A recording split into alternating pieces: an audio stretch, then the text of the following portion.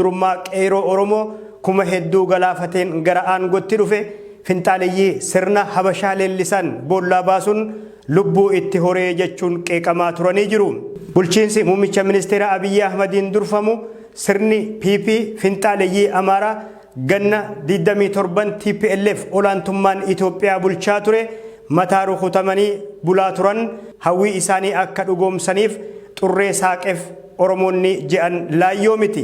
Adeemsi muummicha ministeera Abiyyi Ahmad shakkiin guutame kun ajjeechaa qindaa'aa artisti Haacaaluu Hundeessaa irratti waxabajjii 29 bara 2020 raawwatameen booda xinxalaa siyaasaaf daayirektara Oromiyaa Miidiyaa Neetwoorkii duraanii obbo Johar Mahammad, obbo Baqqalaa Garbaa, Dajanee Xaafaaf Hamzaa Booranaa akkasuma miseensota adda bilisummaa Oromoo gameeyyii warreen akka Abdii Raggaasaa, Koloneel Gammachuu Ayyaanaa, Mikaa'el Booranaa, Kennasaa Ayyaanaa fi kanneen biraa hafan hedduu hidhaaf saaxiluun isaa kan yaadatamu.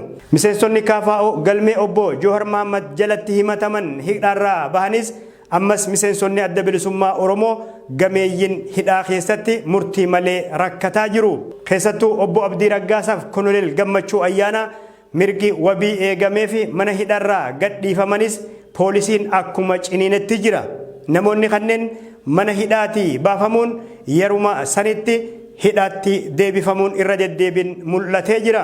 Haalli qabiinsaa mana hidhaa mootummaa Itoophiyaa ammaa kunis kan durra fooyyee akka hin taane suuraan miseensa adda bilisummaa Oromoo gameessa obbo Baatee Urgeessaa dhiheenya kana hidharraa baafaman marsaa hawaasa irratti gadhiifame ni mul'isa. Sababa kanaaf Oromoonni duraan muummicha ministeera Abiyyi Ahmad akkaan deeggaran hedduun yaada isaanii jijjiiruun sirnicha hundeedhaan buqqisuuf qabsoo hidhannoo filatan. Dargaggoonni fi shamarran Oromoo kuma hedduu ta'an duraan harka qullaa EPRDF hundeedhaan biyyattii keessaa buqqisanii turan yeroo ammaa hidhannoo malee ji'an. Bulchiinsi muummicha ministeera Abiyyi Ahmad gaaffiilee Oromoo bu'uura ta'an osoo hin deebisin faallaa kana finxaaleeyyii hirriibaa kaasee je'amuun komatamaa turanii jiru. Waraana bilisummaa Oromoo sirni Dargii fi EPRDF humnaan balleessuu dadhaban garuu maqaa waraana bilisummaa Oromootiin Oromoota baay'ee galaafataa turan shororkeessaadha jechuudhaan gabatee hidhaa fi ajjeechaa Oromootti tolfate paartiin Biltsiginnaa. Kunis falantaane inuma dargaggootaaf shamarran hedduu qabsoodhaaf bosonatti galche. Gama biraatiin paartiilee siyaasaa Oromoo qabsoo karaa nagayaan rakkoo Oromoo fi Itoophiyaa furraa jedhan xurree itti dhiphisuudhaan waajjirootaaf miseensota isaanii jalaa hidhe. Kana booda ammoo filannoo mataa isaa qopheessee ifumaaf if dorgomee filannoo sanis injifadhee jee paartiin Biltsiginnaa. Xurree Oromoon hawwaa turerraa kan mucucaate paartiin Biltsiginnaa Oromoota hedduurraa deeggarsa erga dhabeen booda finxaaleeyyii duraan isa mormaa turanirraa deeggarsa kadhachuu eegale. Finxaaleeyyiin sirna dur deebisuu hawwan muummichi ministeera Abiyyi Ahmad Oromoon wal dhabee jira jechuudhaan carraa kanatti gargaaramanii ammoo hawwii isaanii guuttachuuf keessaaf alaa gurmaa'uu eegalan. Addatti erga lolli kaaba Itoophiyaatti TPLF mootummaa Itoophiyaa jidduutti eegalee carraa meeshaa hidhachuu argachuudhaan biyyattii akka malee goolaa jiru. Garee faannoo je'amu ijaaruun dargaggoonni fi walumaa gala sabni Amaaraa meeshaa akka hidhatu ifaa fi dhoksaanis sochii isaanii bal'isaa turanii jiru. Adda waraana irratti Birgeedii Minilik maqaa jedhu moggaafatuunis ummattoota Itoophiyaa addatti ummata Oromoo sirni Minilik harkaa fi harma mure akka malee mufachiisan. Gochaan kun hundi garee finxaaleeyyiin yeroo hojjetamaa turetti paartiin Biltsiginnaa taa'ee ilaalaa ture. Hattuun yeroo hattuu osoo hin taane yeroo qooddattu wal dhabdii akkuma jedhamu lolli erga tasgabbaa'ee finxaaleeyyii fi paartiin Biltsiginnaa Finfinneef Oromiyaa maadheffate wal eegalan. Mootummaan federaalaa finxaaleeyyii gaafa muddamaa meeshaa hidhachiise kanneen meeshaa waraanaa hidhatanii jiran akka hiikkatan ajaja labse. Kun ammoo mufii biraa garee kanarraa hordofsiise. Humnoonni finxaaleeyyii naannoo Amaaraa daheeffatan kanneen kun nurratti hin hojjetu jechuun mormii isaanii eegalan.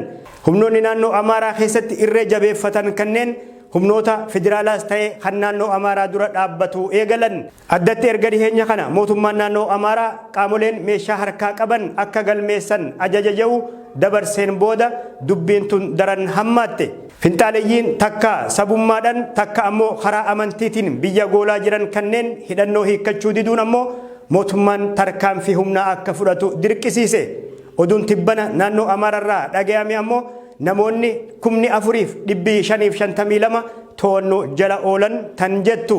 Biiroon bulchiinsaaf nageenya naannoo Amaaraa ibsa caamsaa 23 bara 2022 baasen shakkamtoonni kanneen to'annoo jala kan oolfaman duula seera kabachiisuuf adeemsifameenii jee. Obbo Dassaalenyi Xaasoo itti gaafatamaa biiroo bulchiinsaaf nageenya naannoo Amaaraati. Shakkamtoota to'annoo jala oolfaman 4,552 keessaa namoonni 210 yakka lubbuu balleessuutiin shakkamuun osoo to'annoo jalan oolfamin warreen turanii jiran. Dabaluunis namoonni 40 kanneen yakka hojjetanii itti murtaa'eef mana hidhaa keessaa miliqanii jiran. Namoonni 39 ammoo yakkamtoota bakka isaan hin jirretti irratti murtaa'ee jiran qondaalli mootummaa naannoo Amaaraa kun. Namoonni 917 ammoo diinota naannichaa fi finxaaleeyyii ergamni itti kennamee jiran qondaalli dhimma nageenyaa mootummaa naannoo Amaaraa kun. Shakkamtoonni 1,780 ol ammoo namoota naannichaaf haaraa ta'anii fi caasaalee nageenyaa fi mootummaa keessa taa'uun yakkaaf wal tahuun kanneen shakkamanii ji'anii jiru. Dhugaan amma ifa bahe kun agarsiistuu hangam takka naannoon Amaaraa jiddugala gurmaa'insa finxaaleeyyii Amaaraa akka taate ragaa guddaadha. Finxaaleeyyiin naannoo Amaaraa nageenya biyyattii balaarraa buusaa jiran kanneen barreeffamoota fi haasaa viidiyoolee waraabuudhanis miidiyaalee hawaasummaa fi miidiyaalee namoota dhuunfarratti gadhiisaa turanii jiru. Caasaaleen finxaaleeyyii faannoo je'aman adda durummaadhaan qajeelfamoota amantiif sabummaa haleelurratti fuulleffataniin Gondar keessatti musliimoota haleeluu fi daangaa Oromiyaa qaxxaamuruunis Wallagga Bahaa, Shawaa Kaabaaf Shawaa Lixaa akkasuma Walloo keessatti haleellaa jibbiinsa sabummaa bu'uura godhateen lubbuu lammiilee galaafatanii jiru. Qabeenya mancaasuunis kaanis saamanii jiru. Finxaaleeyyiin Amaaraa mootummaan faannoo irratti haleellaa adeemsisa jechuun akka malee iyyaa jiru. Mootummaan Itoophiyaa mormiin kan itti baay'ateef gaaffilee ummataa qixa sirrii taheen deebisuu hanqatuu fi xurree haqaan biyya bulchurraa waan maqe qofaa fi tarkaanfiileen amma finxaaleeyyii adamsuu fudhataa jiru kun yaadota lama kaasee jira. Inni tokko sirriidha yoo jedhu kaan ammoo yaada mormiiti. Oromoo dabalatee saboonni biyyattii hedduun sirna dhablummaa finxaaleeyyii Amaaraatiin adeemsifamaa jiru kana dura dhaabbatuudhaan yeroo dheeraaf mormaa turanii jiru.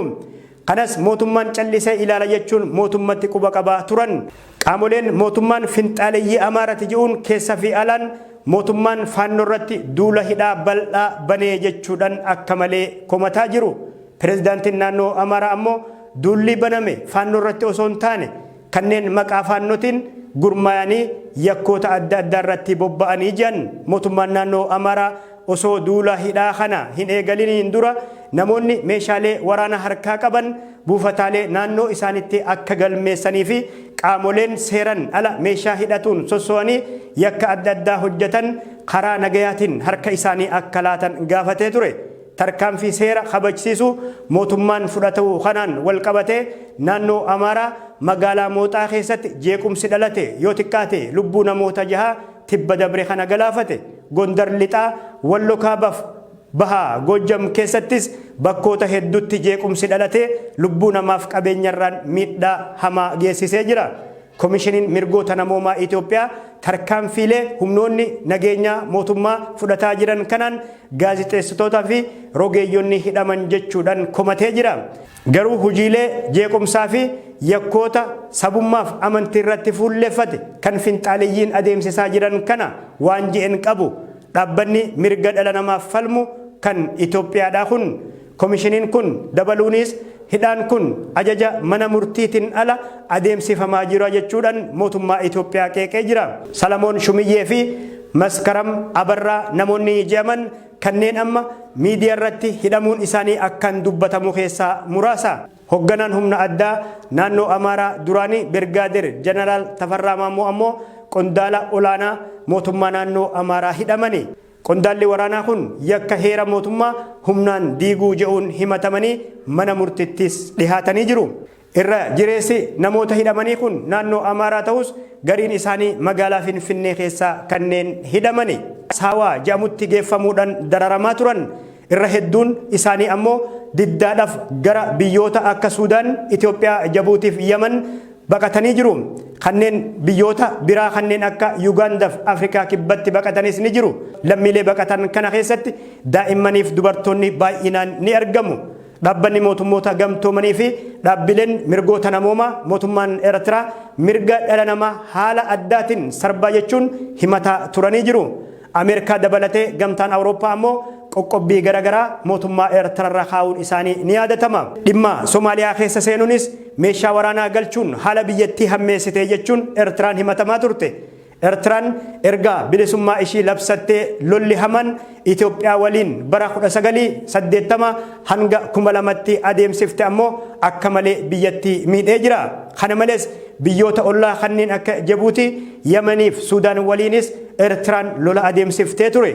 Eertiraan ji'a adoolessaa bara 2018 irraa kaasee Itoophiyaa waliin araaramuun ammoo haala jiru kan fooyyessee fakkaatus garuu daangaan biyyoota lameenii ammas cufaadha.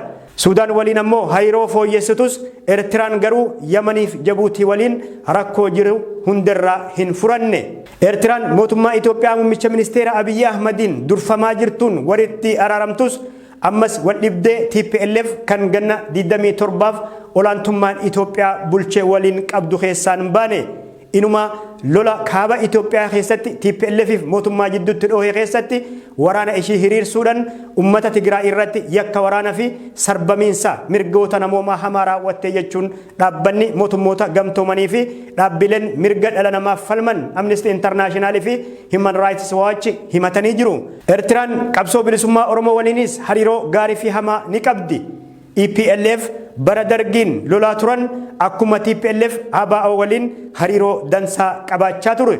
Garuu erga Finfinnee dhuunfatanii adda bilisa baasa uummata Tigraay EPLF waliigaltee uumuun adda bilisummaa Oromoo dhiibanii mootummaa ce'umsaa keessaa baasuun yaadannoo kaleessati.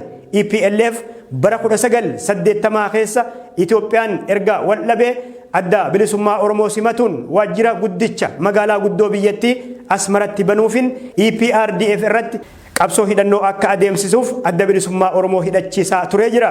Erga adda bilisummaa Oromoo waajjira isaa Asmaraa cufuun Finfinneetti galee Isiyaas Afeworqee michooma jabaa kan tolfate muummicha ministeeraa Abiyyi Ahmad waliin. Eertiraan erga Itoophiyaa waliin lolatti seentee kaasee kufaatii dinagdee hamaa mudatte.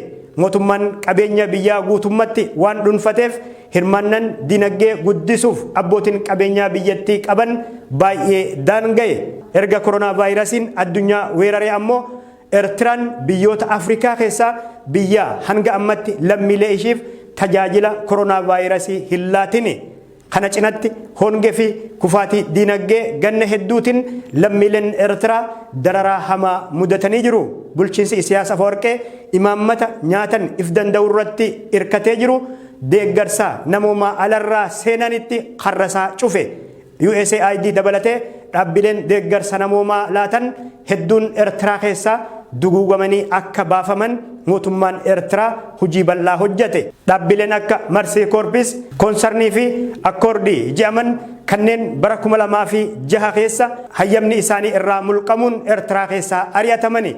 Yeroo ammaatis mootummaan Eertiraa sharafa biyya alaa guutummatti to'atuun jiruuf jireenyi ummata Eertiraa deeggarsa diyaaspooraa lammiilee Eertiraa ta'an qofarratti akka hirkatu taasise.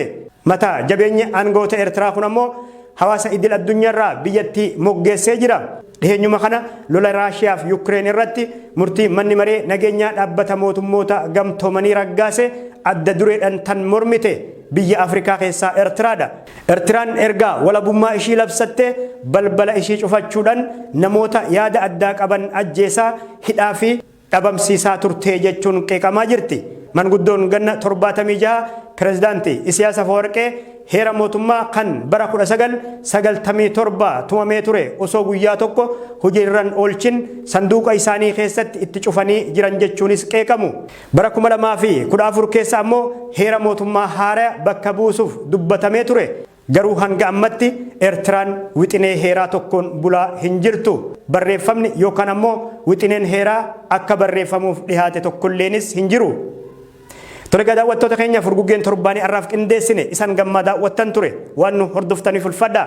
An Badrii Yusufi qophii biraatiin walitti deebinaa warra torbaa